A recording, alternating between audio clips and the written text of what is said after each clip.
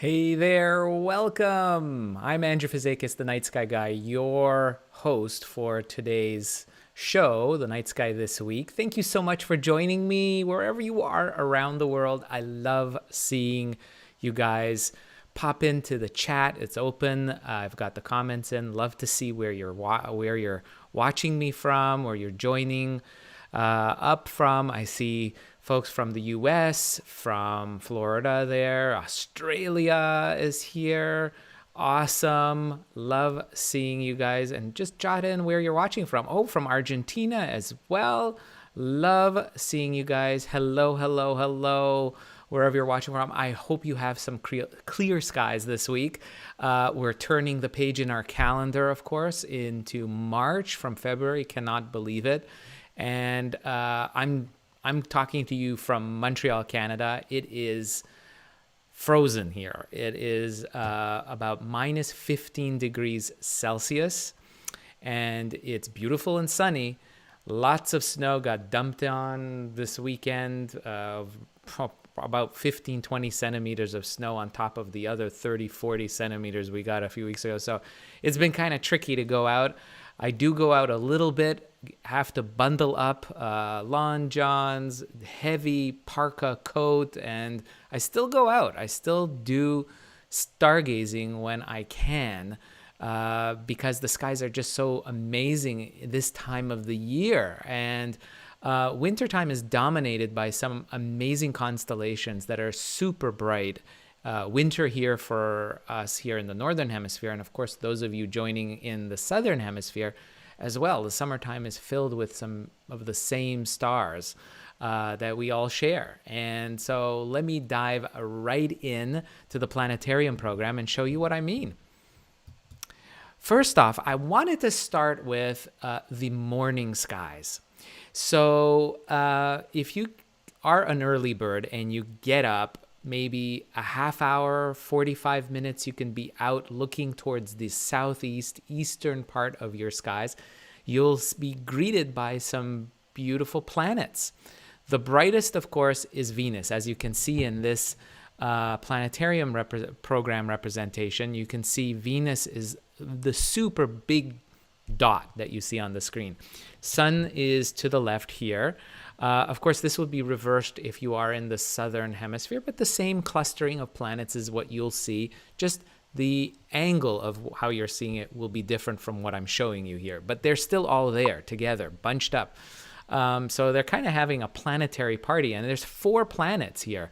You can see Venus is by far the brightest, but then what's really neat is Mars, much fainter, is going to be ruddy, reddish in color, orangish in color, faint dot, orange dot, that's Mars. And then to the far left of this pairing in the northern hemisphere, far right if you're in the southern, will be Saturn and even Mercury, the closest planet to the sun, Mercury, and of course the beautiful ring planet will be there as well. Now, what's really neat is that over the course of this week into next week, you'll see the shifting of these planets. Now, if I magically kind of move through the days, you'll see what I mean by moving from one night to the next, or one morning, I should say, to the next. So this, what you're seeing right now are these 4 planets as they're positioned on Tuesday, March 1st. So tomorrow, I'm broadcasting this, tomorrow morning, this is where they will appear. Again, the best time to see it, maybe about a half hour, 45 minutes before your local sunrise. Get a spot, find a spot that's really clear towards the southeast. No buildings or trees or hills. You want to see as close to the horizon as possible to catch specifically Saturn and Mercury. And what I want you to see is, look at Saturn and Mercury, how close they appear. And look what happens on Wednesday morning, Thursday morning, Friday morning, Saturday. This is Saturday the 6th already, and Sunday. Do you notice very clearly Mercury and Saturn coming close together and then moving apart from each other? And so that's what you'll see. And the closest they will be in this case Wednesday, March 2nd, and Thursday, March 3rd. So March 2nd, look at this. Look how close Saturn and Mercury. I'm going to zoom in on them now. Just position them in the center here and take a look. So here we're going to zoom in, and a typical binocular view, this is what you would get with binoculars. You can see how spread apart the 2 planets will appear from each other. Saturn and Mercury, getting a closer view through a telescope, for instance, this is what it would appear, how close they would appear. So technically, the 2 planets under a very low power eyepiece through a telescope, you could actually see both planets at the same time in the same field of view. Isn't that incredible? I think that's so cool. You don't get to see that so often. And especially you have 2 planets that are so different from each other. Vastly different. Remember, the ring planet is the 2nd largest planet in the solar system, while little Mercury, it's just a fraction of the size of the Earth, and both of them will be visible with the naked eye, with binoculars, and even through the same field of view of a telescope using a very low power eyepiece is what you want. So when you're talking about low power eyepiece, you're talking about maybe something with, if you're very new to the game of telescopes and you're not sure, it's the ones with the highest number value, millimeters. So if you have something that's in the 20s, 30s, millimeter, 40 millimeter eyepiece that's written on the side of the eyepiece, that's what you want to use with your telescope. The lowest power eyepiece that you can get, so you can grab a view of both of these planets at the same time. So I'm going to just zoom out here again, and you can see high above those 2 planets, Saturn, Mercury, is Venus and Mars as well. Now, what's cool is, of course, you see all these different planets all clustered together, right? But of course, that's an optical illusion, isn't it? Because these planets are spread out in the plane of the solar system. So why don't we take a look at what we're talking about, where each of these planets are in relation together, if we could zoom above the solar system and look down at the plane of the solar system. So that's what I've got here. It's going to just queue up here. It's focused on Saturn here, of course, but I'm going to zoom out. And I'm going to keep zooming out. Let's see if it just works. There we go. There's Saturn. We're zooming away from Saturn. And we're going to go above the plane of Saturn. See all these lines? These lines represent the path of either the moons of Saturn. In this case, you could see these circular paths like Phoebe and Iapetus. All of these are the moons of Saturn. But then there are the other planets. You can see one above to the upper left is Neptune, and there's Pluto in the picture. But I'm going to zoom out really far above the plane of the solar system, and we're going to look at how all these planets are in relation to each other. So there we go. So we got it all set up. So check this out. So you've got, there you can see Saturn. You'll see that's where Jupiter is, and we can see Mars as well. Let me just take off all the background stars because I find it a little confusing. So we're going to just magically pop away all the stars, and we're just left with the Milky Way. That's what all that cloud-like structures, the Magellanic Clouds and the Milky Way galaxy. But what I want you to focus on is look at all the different planets. Now, I'm going to zoom in a little bit more. Hold on, just bear with me. We're going to zoom in on Mercury and then zoom back out, because I want to be able to, you guys to see really, really well the positioning of these planets. Here we go. Let's just zoom out of Mars. That's Mars, and Deimos is one of the moons of Mars. We're just zooming out.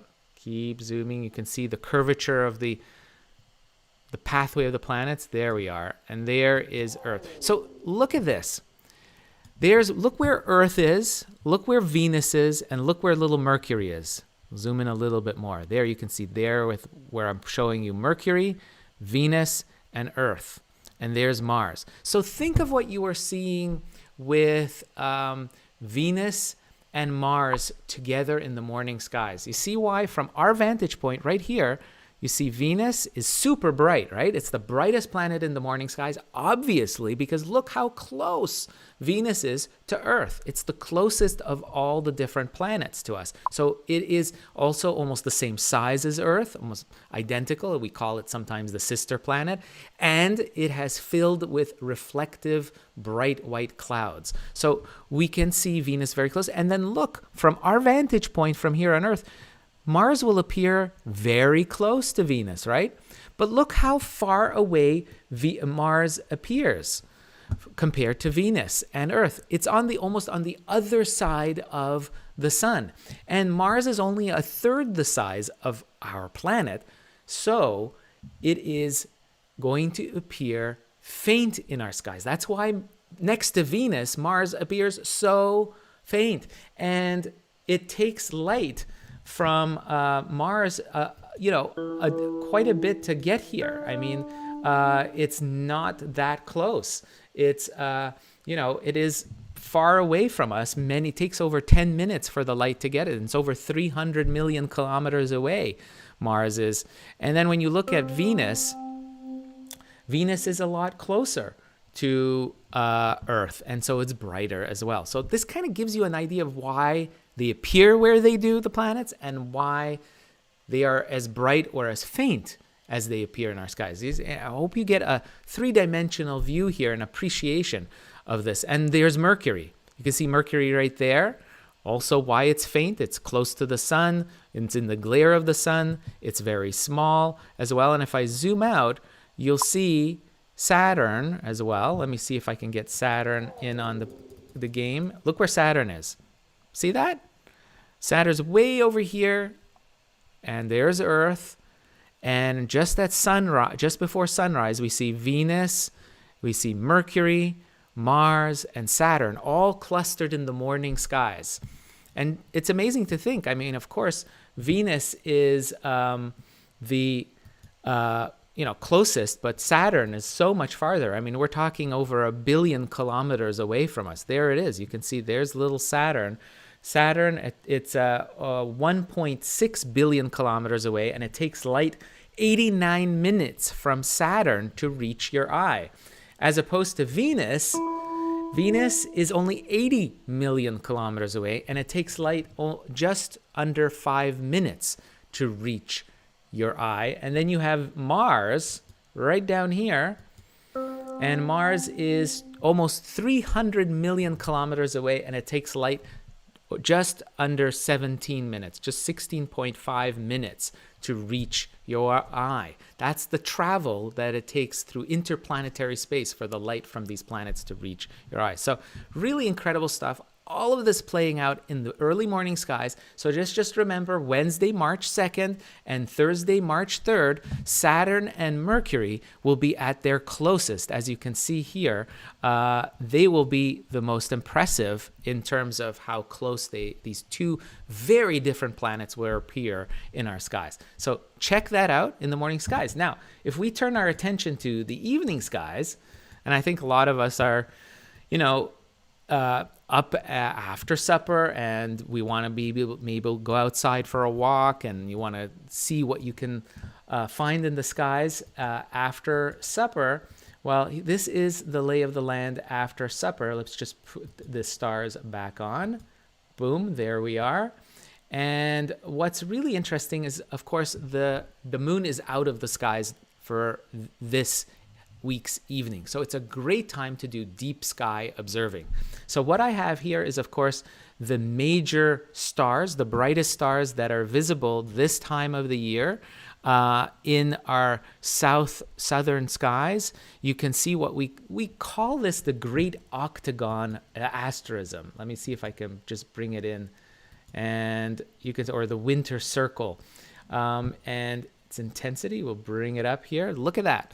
Do you see that? We call this the winter hexagon or the winter circle because it's very highlighted in the northern hemisphere this time of the year. And you can see all the brightest stars: Capella, Aldebaran, Rigel, Sirius, Procyon, and we have, of course, Pollux and Castor here in Gemini. And each of these mark their own bright constellations. It's a great way to start learning about the stars and about some of the brightest constellations using the winter hexagon or winter circle as a guidepost. So the winter hexagon, remember, isn't a constellation. It's an asterism. It's a picture in the sky, a connect the dots formation that the human eye has naturally sees, and we actually are using bright stars from different constellations to make this pattern, and that's what we call an asterism. And that's what this is. It's one of the most beautiful asterisms because it's just focusing in on the brightest stars this time of the year.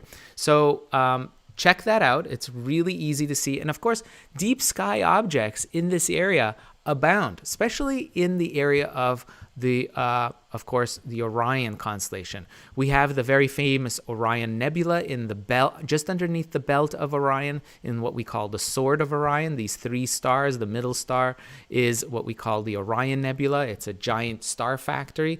But there are other things in here in this area as well.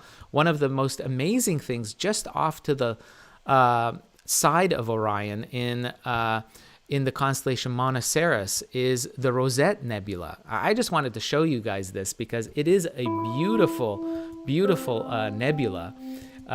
It is 5,500 light years away, and I'll just show you what it looks like. It's just a circular emission nebula, meaning that this is where baby stars are born.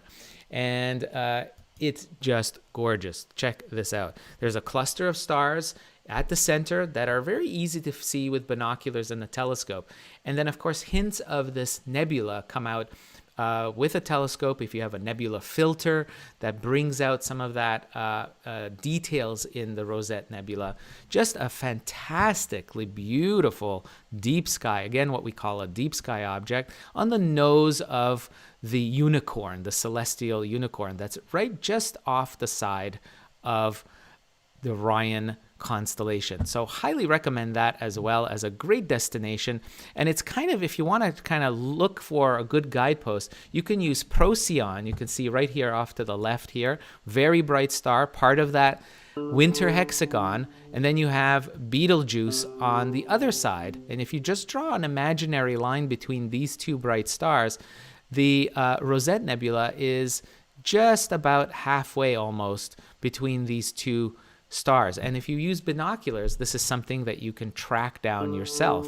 And we're talking about something that's 5,400 light years away, and the visual magnitude is about 4.8. So that means that this is within naked eye realm. If you have a dark sky, you can see the clustering fairly easily. Even in suburban conditions with binoculars, you can track that down. Another beautiful nebula above the Rosette, very close by, is the Cone Nebula and the Christmas tree cluster that's embedded, another open star cluster that's embedded in this beautiful nebula. Again, 1,000 light years away. And check this out. I'll show you this beautiful picture. Let me see if I can bring this up here for you. The Christmas tree cluster with this Cone Nebula right here. You can see right down in the bottom part of the picture, you can see hints of that. Just a beautiful, beautiful nebula, 1,000 light years away, that's cocooning this beautiful cluster called the Christmas tree cluster that really reminds folks of what a Christmas tree looks like. And I've been posting pictures every Christmas Eve. If you catch my Christmas Eve posts wishing everyone a happy Christmas, I usually post that beautiful pictures of the Christmas tree cluster with the Cone Nebula. So some beautiful things in the skies this time of the year. And of course, we also have right now this week, the moon will be coming up into the sky as well. And I'll just render that for you guys so you can see that where the moon will be coming into play. So let me just put it around 8 o'clock at night, or sorry, I should say 6 p.m. And move this into the next days. This is on Wednesday. And look at that. On Thursday evening, you'll start seeing the moon pop up from the glow of the sunset. And you'll see it as a beautiful crescent, a very thin crescent moon. This is by Friday, March 4th, Saturday, March 5th, and Sunday, March 6th. The moon is rising in our skies. And so next week's edition, I'll be talking about how the moon passes by some bright constellations and stars. Again, a wonderful guidepost for looking and learning about the night sky. The moon is a fantastic object. So there you go, this week's edition. I hope you found some interesting things to follow up on that you can see with the naked eye, with binoculars and telescopes. Of course, I think the highlight this week is going to be in the early morning skies with those clustering of Saturn and Mars, Mercury close together, a wonderful encounter between two vastly different planets. This is open for naked eye, binoculars, and telescopes. So check that out. I'll be posting some snapshots, screen grabs of this during the week, so stay tuned for that. Thanks so much for joining me. If you like these videos, please do hit that subscribe button. It means a lot in terms of support for me to keep doing these videos every Monday and keeping those sky charts coming on, whether you're watching on Facebook, Instagram, Twitch. I'm there posting all this, and of course on YouTube as well. So thanks so much for your time. I hope you have a great week, and I'll see you all next week on the Night Sky This Week. And until then, clear skies. Bye-bye.